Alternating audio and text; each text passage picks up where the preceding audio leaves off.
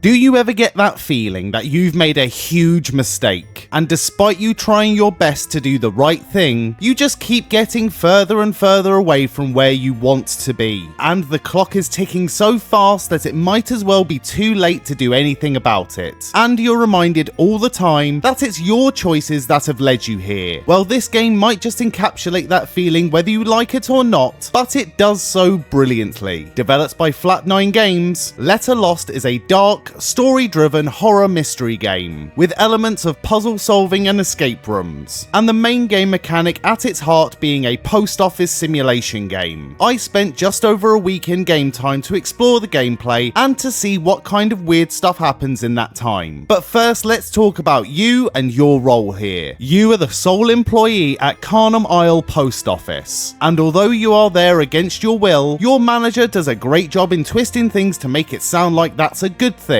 Which, if you are somebody who has ever felt trapped in a situation you don't want to be in, then you will know that exact feeling. It's eerie, haunting, and scarily relatable. But how did you get here? Good question. The game starts with you waking up in a dimly lit dungeon cell, with seemingly nothing but a bucket and a few tutorials on the wall explaining how to interact with objects. The door is locked and you need a key. Noticing that the tile looks somewhat out of place, I interacted with it and a key popped out. And while this may seem simple, it did a phenomenal job in setting the tone for the rest of the game. To always be aware of your surroundings, and if an object can be interacted with, then you should, because these items, hidden messages, and cryptic puzzles might just hold the secrets to your freedom. When you exit your cell, you will find your first tool, a letter opener. With this, you will open your first letter and decipher the message inside. Once done so, a door will swing open. I inspected the other doors around here, but none of them were accessible, although the ominous glow from the penance room was a good indication of how things could go south for you if you don't do your job properly. The open door leads to a staircase, which leads to your new workplace. You're immediately greeted by a ringing telephone, and this is where you meet Liv.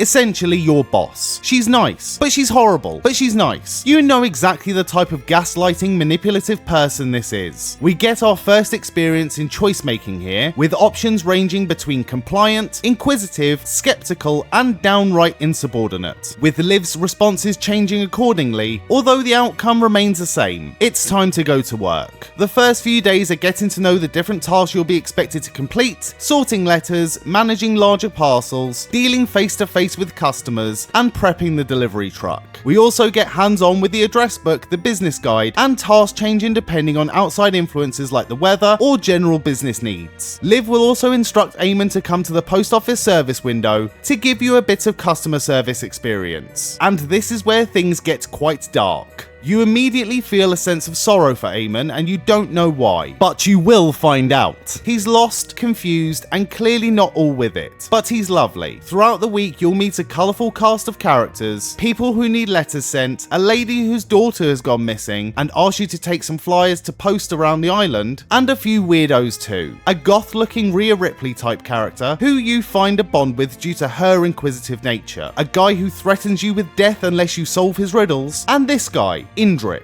Indrik knows something, and he seems to know who you are, and he's able to manipulate the electrics in the office, and the parcels within, and he knows about Liv, and the supernatural events that occur subtly within the post office. You can choose to dismiss Indrik, but I need to know more. I'm keeping this guy on my side. I even end up taking his advice to disobey and experiment with the choices, to see how this story plays out. At the end of each day, a force guides you upstairs to your new apartment, which is a lot nicer than the dungeon to be fair. But here is where things get even weirder. The paintings on the wall are horrific, but one really stood out to me. This painting here of a desolate night sky, when you look into it, the stars disappear, and you're transported back to a dungeon to answer some questions. I found myself answering these questions honestly. What do you want? I want freedom. How am I going to obtain it? By shirking my responsibilities, hopefully having the opportunity again to choose happiness. And do I swear that I'll come back to you? And without knowing who this person or entity is in the game, I instinctively said yes. While the metaphors and imagery in this game can be quite vague, and I certainly haven't played enough of this yet to see how truly dark things become, I'm really hooked. Letter Lost has an emotional grip on me like no other game has ever had, and weirdly puts a lot of things into perspective, and I'm finding myself feeling quite emotional just talking about it.